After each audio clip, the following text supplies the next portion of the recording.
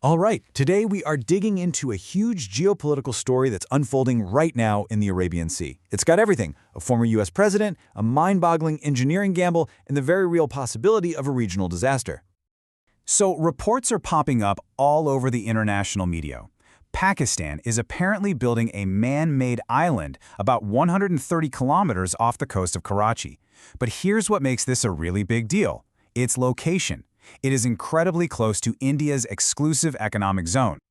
Officially, the whole point is to hunt for oil, hoping to strike it rich with some game-changing discovery. But the project itself, it carries some massive, almost unbelievable risks. So yeah, let's get into it and figure out what's really going on here. So you have to be asking, where did an idea this ambitious, this risky even, come from?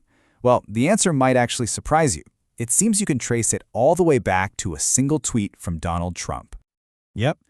During his campaign, Trump announced this partnership out of the blue, claiming Pakistan was basically sitting on a gold mine of oil. He even kind of taunted that, hey, maybe one day Pakistan will be selling all that oil to its neighbor, India. Okay, but this is where you see this giant gap between the political hype and the, geological reality. Pretty much every expert agrees there's absolutely zero verified proof that these massive reserves are even real. It's a claim built on wishful thinking, not actual science. But here's the thing. This isn't the first time Pakistan has gone chasing this oil dream.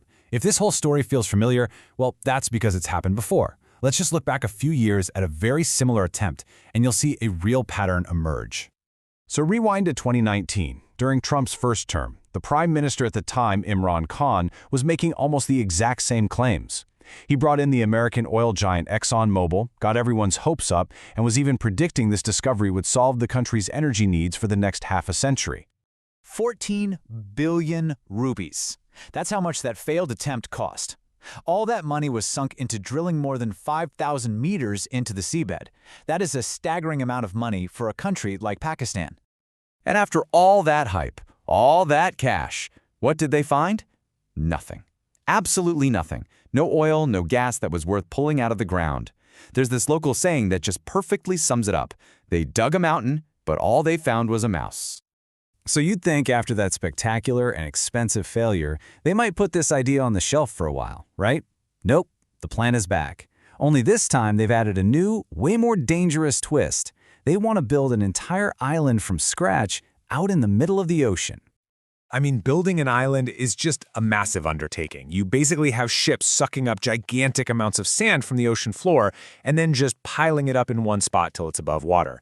But here's the catch. These man-made structures are famously, notoriously unstable. And that's really the core of the danger here. Imagine the immense weight of all the heavy drilling rigs, the buildings, the people, all of it putting incredible pressure on a foundation that was never really meant to be there in the first place. These islands can fail, and sometimes they do. If you want to really grasp the scale of the financial risk we're talking about, just let this number sink in for a second. $40 billion. That's how much Japan's sinking Kansai airport has cost. It was also built on an artificial island. So here's the key takeaway. If a country like Japan, famous for its incredible world-class engineering, couldn't stop this from happening, the risks for Pakistan are just completely off the charts.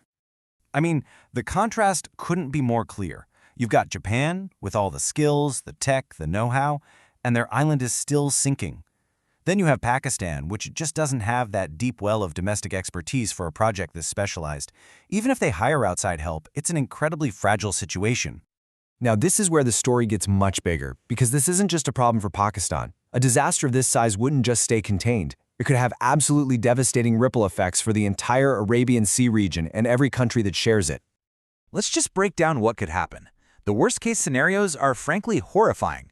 We're talking about a catastrophic oil spill poisoning the sea for decades, the entire island just collapsing and taking all that machinery with it. It would wreck the marine ecosystem. And you can't forget the human cost. If this island suddenly collapses, you've got American and Pakistani engineers stranded out there. It would instantly become a major humanitarian disaster, likely triggering a massive international rescue mission. You might even see navies from neighboring countries, including India, being asked to step in. So at the end of the day, that's the huge question hanging over all of this. This whole project is a massive bet. fueled by a political claim that has no proof, and it completely ignores a recent history of failure. And if this gamble doesn't pay off, the devastating price could be paid by millions of people all across the region for years to come.